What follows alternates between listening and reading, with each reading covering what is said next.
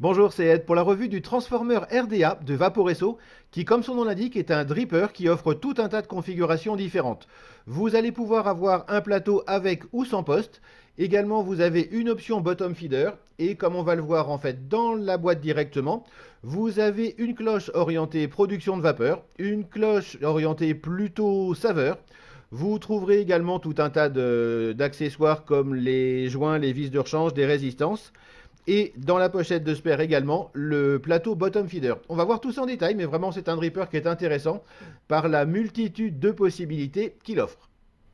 Et voilà le Transformer RDA en détail. C'est un ato qui est très bien réalisé. L'ensemble des finitions sur toutes les pièces est à peu près irréprochable. Ça n'est pas du high-end, mais c'est vraiment très très propre. Il est en 22 mm et en hauteur, ça dépend un petit peu de la cloche que vous allez mettre dessus. Ici, il est en configuration donc production de vapeur avec la cloche donc correspondante. La cloche a plein d'ouvertures d'air de chaque côté. Un drip tip en métal qui ne permet pas en fait le réglage du flux d'air. Du coup, avec cette cloche, on a très clairement un flux d'air qui est super aérien. C'est quasiment une respiration libre à l'intérieur. Parfait et c'est cohérent pour faire une grosse production de vapeur donc. On verra le plateau tout à l'heure. On peut ensuite regarder la cloche production de saveur, vraiment la cloche orientée saveur. Elle est plus courte que la précédente. On le voit très bien en les mettant côte à côte.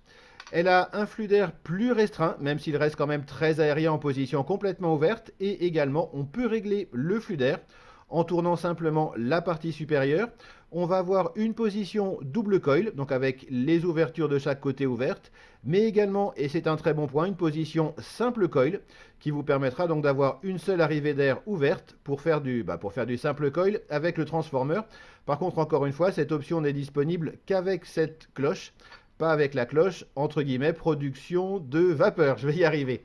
Le point intéressant également avec cette cloche, c'est qu'en fait, si vous voulez dripper, vous pouvez très facilement enlever la partie drip type partie supérieure, entre guillemets, et du coup, vous pouvez dripper directement sans modifier votre réglage de flux d'air, qui se fait, on va le voir fonctionner directement, en tournant simplement comme ceci pour ouvrir plus ou moins les arrivées d'air.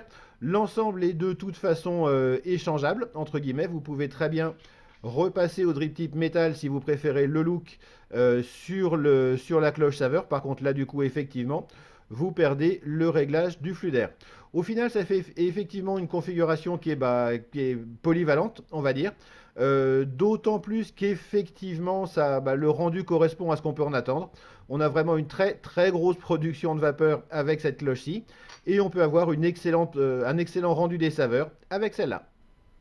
Avant de passer au plateau, on va regarder la dernière option de ce dripper qui peut se monter en bottom feeder. On a ici la connexion 510 classique, elle ressort raisonnablement du filetage pour ce qui est de son plot positif. Le plot est de toute façon réglable, vous pouvez en le dévissant le faire sortir davantage si vous préférez. Vous pourrez ensuite également complètement enlever la vis du plot positif, comme ceci. Vous avez à l'intérieur, comme sur tous les dispositifs qui peuvent se mettre en bottom feeder, un axe qui est plein à ce niveau-là. Vous allez pouvoir dévisser cet axe comme ceci. Désolé, c'est un petit peu délicat en face de la caméra. On va y arriver, voilà. L'axe tient très très bien. Voilà, ça y est, c'est fait. Vous allez pouvoir enlever donc cet axe, l'axe plein, et le remplacer par l'axe bottom feeder que vous avez dans les spares. Il est évidemment creux, de manière à laisser passer le liquide. Vous replacez simplement cet axe au niveau de la connexion. Les plots ne peuvent pas bouger, évidemment, puisqu'il n'y en a pas. Vous revissez, tout simplement. Hop, on va y arriver comme ça. C'est un petit peu plus simple avec un tournevis un petit peu plus large qui en fait arrive à choper les deux empreintes directement.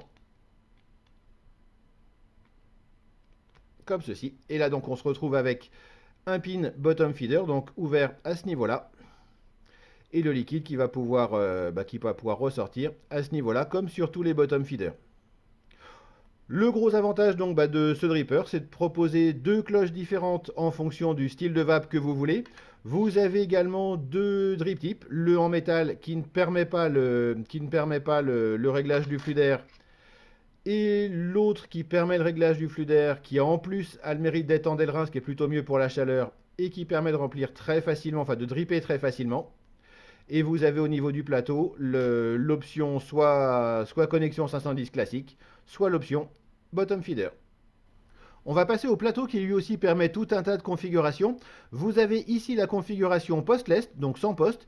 Vous allez mettre les pattes de vos résistances directement dans deux ou les quatre trous correspondants.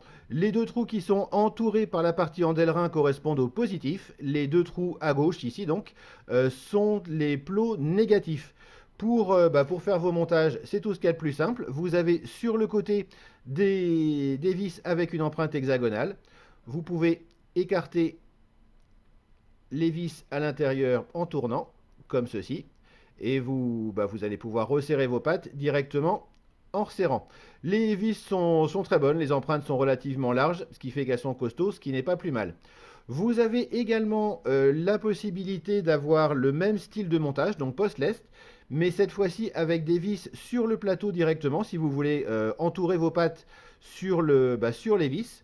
Vous pouvez le faire, il suffit de visser donc les vis qui sont dispo dans les spares. Ces vis-là, directement dans les trous des postes, c'est pas forcément facile à faire avec la caméra, voilà, on y arrive. Là, vous allez pouvoir entourer les pattes de vos résistances sur l'axe de la vis et resserrer comme ceci. C'est donc une deuxième possibilité pour fixer vos montages. Et vous en avez une troisième, qui revient du plus classique en quelque sorte. Pour ça, il va falloir écarter un positif et un négatif, celui de votre choix, ça reviendra exactement au même. Vous avez dans les spares les plots en fait qui correspondent à un plateau de style Velocity. Pour les installer, vous allez mettre les vis hexagonales vers l'extérieur, comme sur tous les plateaux Velocity d'ailleurs, comme ceci. Bien dévisser les vis à ce niveau-là. À un moment donné, ça va s'enclencher à l'intérieur, comme ceci. Vous n'avez plus qu'à revisser ces vis-là. Même chose de l'autre côté, et vous vous retrouvez avec un plateau Velocity, tout ce qu'il y a de plus classique. Donc au final, avec ce plateau, on a en fait trois options. Soit vous allez mettre les pattes de vos résistances à l'intérieur des trous directement et visser par ici. Soit vous allez pouvoir entourer les pattes de vos résistances autour de ces vis-là et les positionner comme ceci.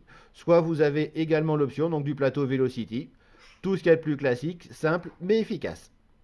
Une restriction importante à ne pas oublier sur la polyvalence de ce dripper, c'est que vous ne pourrez pas utiliser le plateau en configuration Velocity, comme ici, donc avec les postes, et la configuration Saveur. Quand vous allez remettre la chambre, ça ira très bien. Par contre, vous ne pourrez pas replacer le top cap, simplement parce que les postes sont beaucoup trop hauts, que ce soit l'un ou l'autre. Donc du coup, il ne faut quand même pas perdre ça de vue. Si vous êtes en configuration de style Velocity, ce sera forcément avec la cloche production de vapeur.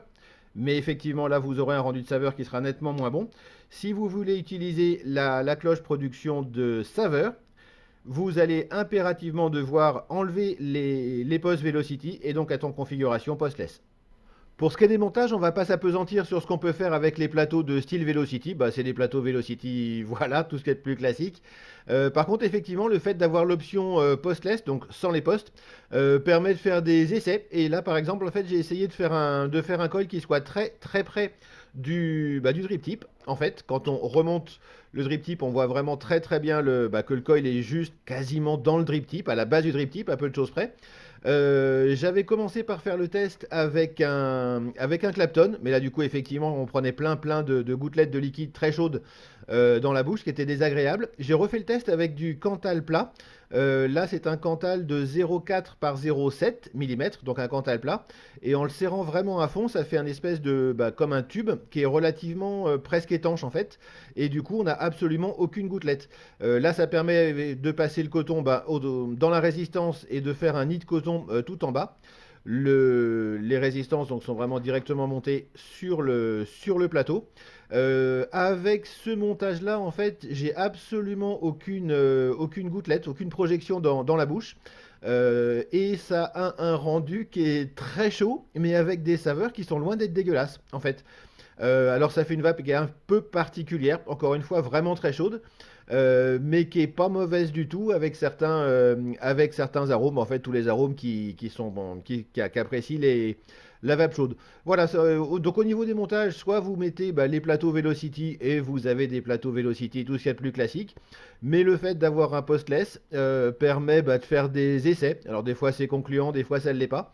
Mais celui-là, par exemple, encore une fois, avec un fil plat et relativement épais, ça a un rendu qui est pas mauvais du tout et qui mérite en fait d'être essayé. Voilà, pour les montages, en fait, soit Velocity, tout ce qu'il y a de plus classique, soit place à l'imagination et si vous voulez faire des essais. Des fois, c'est c'est juste dégueulasse, mais des fois, ça marche. Et voilà, vous savez tout sur le Transformer RDA de Vaporesso. Au final, c'est un dripper qui est effectivement très bien réalisé et particulièrement polyvalent puisque vous avez trois options pour le plateau. Vous avez une option bottom feeder si vous le souhaitez et deux options pour la production de vapeur d'un côté, saveur de l'autre. Les deux petites restrictions, effectivement, c'est le fait qu'on ne peut pas régler du tout le flux d'air avec la configuration production de vapeur et le fait qu'on ne puisse pas utiliser le plateau de Steel Velocity avec la configuration production de saveur. On ne pas se mélanger. Mais au final, encore une fois, c'est un dripper qui est très bien réalisé et effectivement particulièrement polyvalent. Si vous avez d'autres questions sur le Transformer, n'hésitez pas à les poser dans les commentaires de la vidéo YouTube, j'essaierai d'y répondre le plus rapidement possible. Si vous appréciez ces revues, n'hésitez pas à vous abonner à la chaîne en cliquant ici et vous avez sur mon site vaped.info la liste des prochaines revues en général pour les 2 prochains mois. Il me reste à vous souhaiter une excellente vape et à la prochaine.